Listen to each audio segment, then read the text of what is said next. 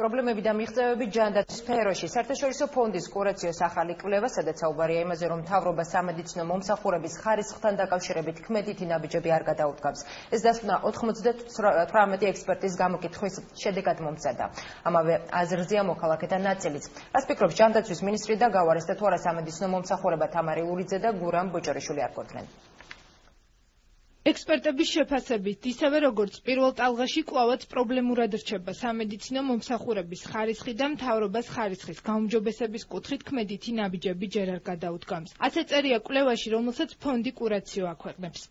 იმატა იმ ექსპერტების რაოდენობა, რომელიც ამბობენ, რომ ხარისხი გაუარესდა ბოლო 6 თვეში და იგივე დარჩა ექსპერტების რაოდენობა 70%, რომელიც ამბობს, რომ არაფერი არ შეცვლილა. ეს არის მხოლოდ ექსპერტების შეხედულება, არ უნდა მოხდეს მისი განზოგადოება და ინტერპრეტაციას უნდა მოვაკიდოთ ფრთხილად. ჯანდაცვის მინისტრი ამბობს, რომ კვლევაში ტერმინი ხარისხის გაუარესება ნახსენები არ არის, თუმცა მისი უწყება ხარისხთან დაკავშირებით პრობლემას აღიარებს და ამ საკითხზე მუშაობს. რაც გულისხმობს ხარისხის დაცვა, ამას კურაციოს ხელმძღვანელი განმარტავს. სამედიცინო ხარისხზე რომ ვსაუბრობ, ჩვენ უნდა ვისაუბროთ, რომ დაწესებულება, რომელშიც ჩვენ შევდივართ, უნდა თბებოდეს, უნდა იყოს ადეკვატურად აღჭურვილი, გარემონტებული ადეკვატური სისუფთავის მქონე, იმისთვის რომ ადამიანმა მიიღოს ხარისხიანი მომსახურება, აუცილებელი არის, რომ ამაში იდგეს ნორმალურად მოფუნქციონირება დანადგარები, რომელიც სწორი დიაგნოზის დასმის საშუალებას იძლევა. ხარისხის ყველაზე მთავარი ელემენტი ეს არის ექთანი და ეს არის ექიმის კვალიფიკაცია. ექსპერტების გარდა ჯანდაცვის მომსახურების ხარისხთან დაკავშირებით შენიშვნები მოქალაქეებსაც აქვთ. ექიმთან იყო, ასე მგონია კვალიფიციური ექიმები არ არიან. წამალს გამოგიწერენ მკითხავები არიან და ექიმები ვერ ნახე. ესეთნაირად დაზღვევაც მე არც ეს დაზღვევა არ მომწონს. არ უყურებენ ინვალიდებს. აი მე ესე მდგომარეობაში ვარ, არც პენსიას მაძლევენ, არც დაზღვევას მაძლევენ და არაფერსაც არ მაძლევენ და მთავრობას არც მეეხმარება. წამლების ფასი არის ძვირი, წამლები არის ძვირი, რა თქმა უნდა.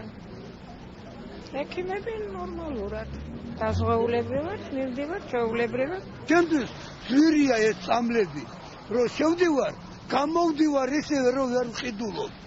გულნარე ჭონქაძე მე-14 წელია დიაბეტითაა დაავადებული და მკურნალობს. პოლიკლინიკით, სადაც ის ხშირად დადის, კმაყოფილია, თუმცა ანალიზების ხშირად აღება და მედიკამენტების შეძენა მისთვის პრობლემაა.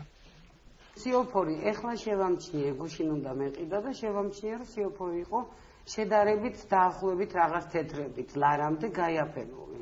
დანარჩენი რაც მჭირდება, გლემპიდი არის, დეტრალექსია, ესეთი წამლები, სისხლის მიმოქცევა, რაც დიაბეტიანებს სჭირდება, ყველაფერი არის ძვირი.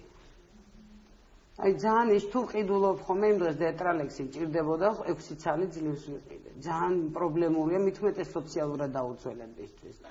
მოზრდილთა 22 პოლიკლინიკას თვის განმავლობაში ათეულობით პაციენტი ჰყავს. საყოველთაო დაზღვევის ამოქმედების შემდეგ პაციენტთა რაოდენობა მკვეთრად გაიზარდა, რის გამოც მოქალაქეებს რიგში დგომაც უწევთ.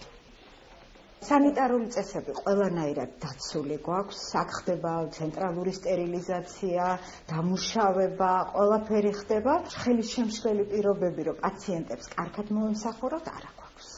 მომდევნო კვლევას ფონდი კურაციო 6 თვის შემდეგ გამოაქვეყნებს. ახალი კვლევის შედეგებამდე კი სპეციალისტებს რამდენიმე რეკომენდაცია აქვთ. მათ შორის განათლების ხარისხის ამაღლება, სამედიცინო ინფრასტრუქტურის გაუმჯობესება და მედიკამენტების ფასების შემცირებაა.